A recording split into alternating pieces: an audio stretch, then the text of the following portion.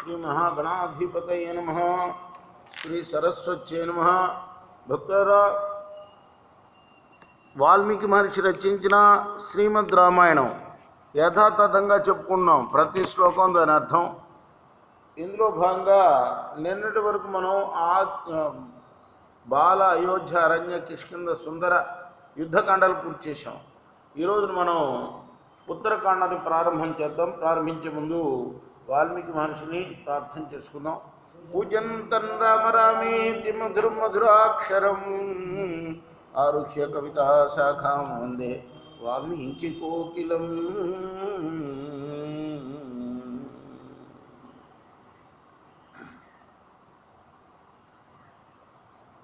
ప్రాప్త రాజ్యస్య రామస్య రాక్షసానాం వధే కృతే ఆజగ్ముః ఋషయః survey రాఘవం ప్రతిరందితుం. అయోధ్యకి మరలి వచ్చిన తర్వాత రామచంద్రమూర్తి రాజ్యానికి పట్టాభిషిక్తుడయ్యాడు. అప్పుడు ఋషీశ్వరులందరూ కూడా రాముణ్ణి ఆశీర్వదించడానికి వచ్చారు. కౌశికోధ యవక్రీతో గార్గ్యో గాలవేవచ కణ్వో మేధాతి దేపుత్ర పూర్వస్యాం దిశియే శ్రిత స్వస్తాత్రేయోధ భగవాన్ నముచి ప్రముచిస్తదా అగస్త్యో అత్రిశ్చ భగవాన్ సుముఖో విముఖస్తదా ఆజగ్ముస్తే సాగత్య ఏ స్థిత దక్షిణాం దిశం నృషద్గుః కవచోద్ధౌమ్యో రౌద్రేశ్చ మహాన్ ఋషి తేభ్యజగ్ము సశిష్యా వై ఏ స్థిత పశ్చిమాం దిశం. వశిష్ఠ కశ్యపో ధాత్రి విశ్వామిత్ర సగౌతమ జమదగ్నిర్భరద్వాజ తేపి సప్తర్షయస్తథా ఉదీచ్యాం దిశ సప్తైతే నిత్యమేవ నివాసిన. అన్ని దిక్కులు చెప్పారు. ఏ దిక్కుల నుంచి ఏ ఋషులు వచ్చారో ఋషుల పేర్లే ఇవి. కౌశికుడు, యవక్రీతుడు, గార్గ్యుడు, గాలవుడు, కన్నుడు, ప్రస్కందుడు వీళ్ళందరూ వచ్చారు. వీళ్ళందరూ కూడా అయోధ్యకు తూర్పు వైపు నివసించేవాళ్ళు. దక్షిణ దిశ నుండి ఆత్రేయుడు, నముచి, ప్రముచి, అత్రి, సుముఖుడు, విముఖుడు మొదలగు మహాములు ఏతించారు అగస్త్య మహర్షితో కూడి. అలానే నృషద్గుడు, కవశుడు, ధౌముడు, రౌద్రయ మహర్షి మునగు ముని ప్రముఖులు ಎಲ್ಲರೂ కూడా తమ తమ శిష్యులతో కలిసి పశ్చిమ దిశ నుండి వచ్చారు. వశిష్ఠుడు, కశ్యపుడు, అత్రి మహర్షి, విశ్వామిత్రుడు, గౌతముడు, జమదగ్ని, భరద్వాజులు ఈ సప్త ఋషులు కూడా సాకేత నగరానికి వచ్చారు అయోధ్యని. వీళ్ళు ఎప్పుడు కూడా ఉత్తర దిశలో ఉండేవాళ్ళు. ఆ వాళ్ళు ఉత్తర దిశ నుండి వచ్చారనమాట. సంప్రాప్యతే మహాత్మానో రాఘవస్య నివేశనం విశ్వా ప్రతిహారార్థం హుతాసన సమప్రభా వేద వేదాంగ విదిశో నానా శాస్త్ర విశారద ద్వాస్త ప్రోవాచ ధర్మాత్మా అగస్త్యో ముని సప్తమా నివేద్య ధాందాశ్రతే ఋషియో వయమాగత ప్రతిహారస్తతస్తూర్ణం అగస్త్యవచనాధృతం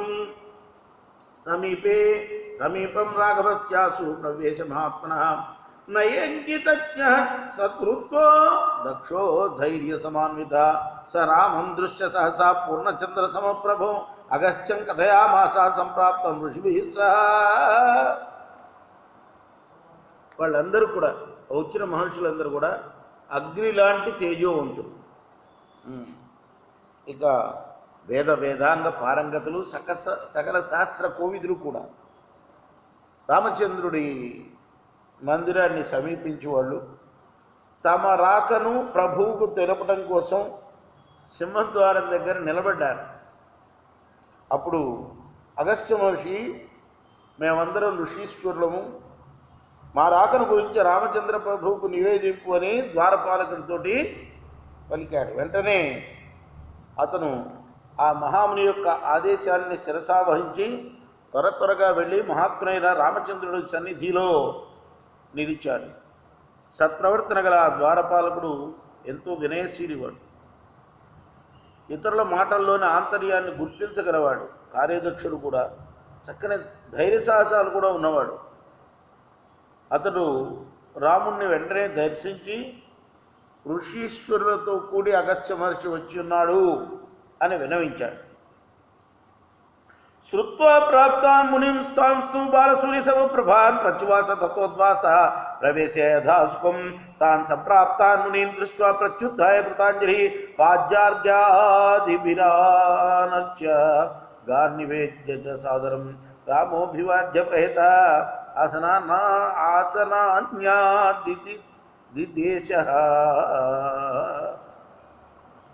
तेषु काञ्चन चित्रेषु महत्सु च वरेषु च कुशान्तर्धानदत्तेषु मुखजन्मयुतेषु च यदा उपविष्टास्ते आसनेषु ఋషిపుంగవా.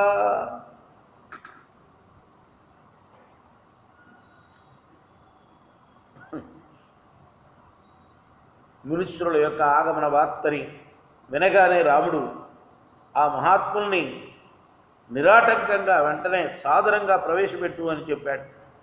రాజాజ్ఞను అనుసరించి ద్వారపాలకుడు ఆ మహామునుల దగ్గరికి, ఆ మహామునులందరినీ కూడా ప్రభు దగ్గరికి తీసుకుని వచ్చాడు.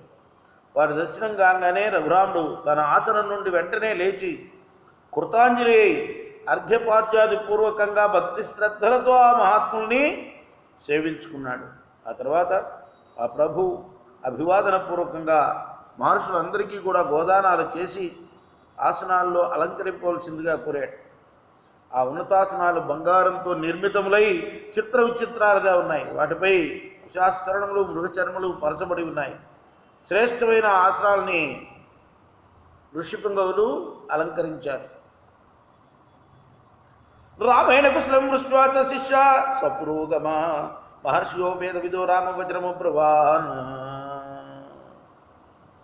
ఆ రామచంద్రుడు ఆ తర్వాత ఆ మునుల యొక్క యోగక్షేమాలని, వాళ్ళ శిష్యుల యొక్క యోగక్షేమాలని కూడా అడిగి తెలుసుకొని ఆ తర్వాత ఇలా పలికాడు.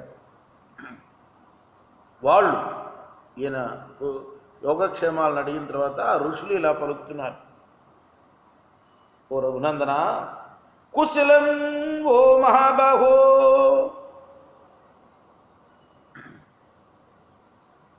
సర్వత్ర రఘునందన త్వాంతు దిష్టాకుశలం పశ్యామో హతశాత్రవం.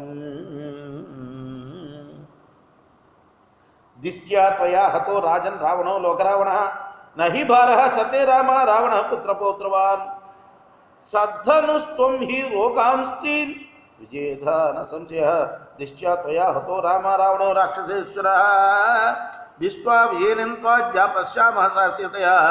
లక్ష్మణే చ ధర్మాత్మాన్ భ్రాత్రా త్వద్ధీతికారిణ మాతృభిర్భ్రాతృహి సహితం పశ్యామోజ్జా వయన్ నృప. దిష్ట్యా ప్రహస్తో వికటో విరూపాక్షో మహోదర అకంపరస్య దుర్ధర్షో నిహతాస్తే నిశాచరా.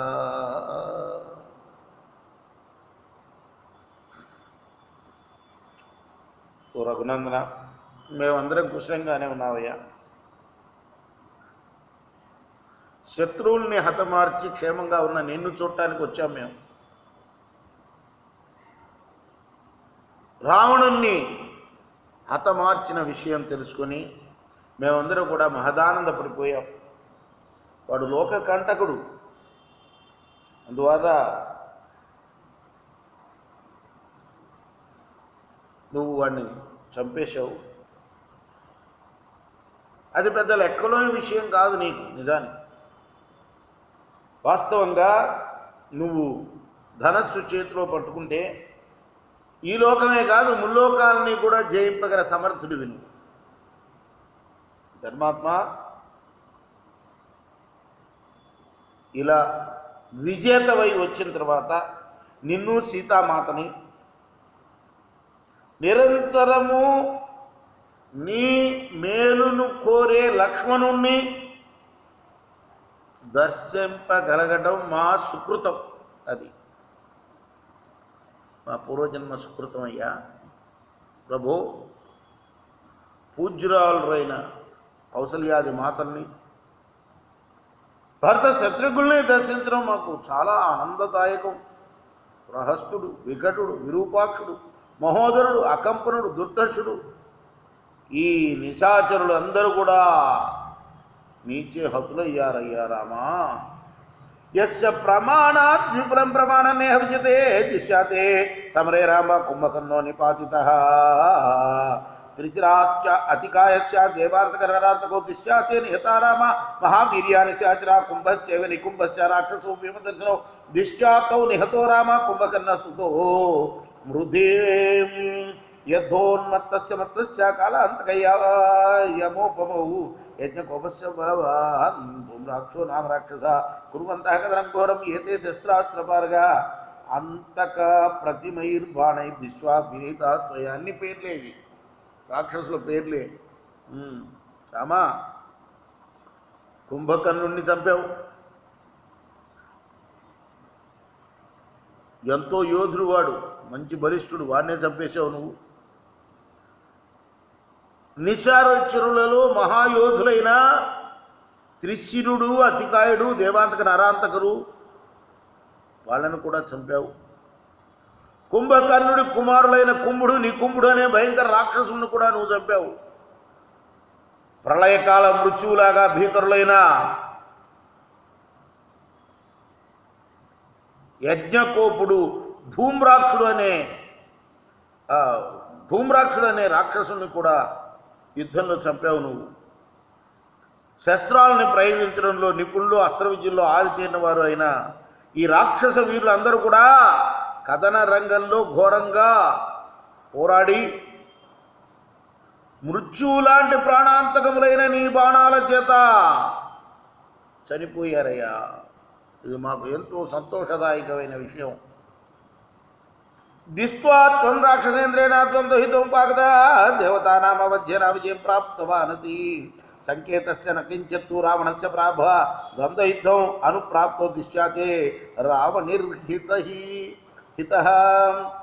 దిష్ట్యా తస్య మహాబాహో కాలస్యేనాభిధావతః ముక్తః సురరిపుర్వీరః ప్రాప్తస్య విజయస్త్వయా అభినందామతే సర్వే సంసృత్యేంద్రజితో వదం సోవధ్య సర్వభూతానాం మహామాయాధరో యుధి విస్మయస్త్వేష చాస్మాకం తచ్చుత్వేంద్రజితం హతం.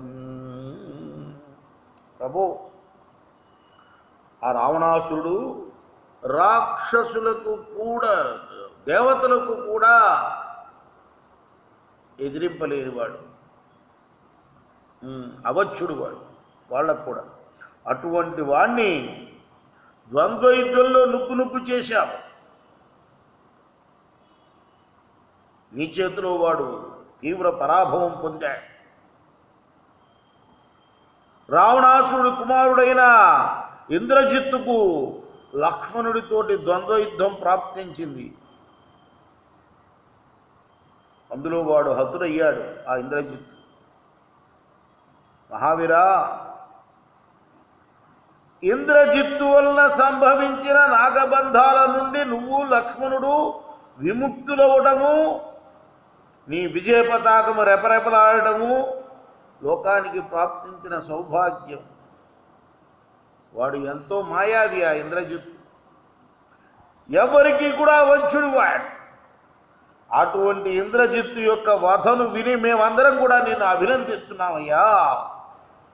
ఆ ఇంద్రజిత్తు నిహతుడైనట్లు వినగానే మాకు ఆనంద ఆశ్చర్యాలు కలిగాయి.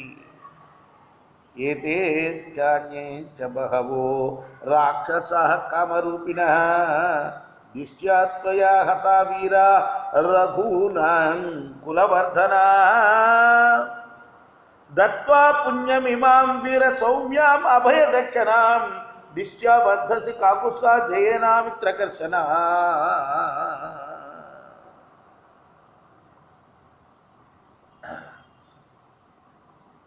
నువ్వు లోకానికి అభయం ఇచ్చిన ప్రకారం లోకకంటకులైన క్రూర రాక్షసులందరినీ కూడా పరిమార్చావు.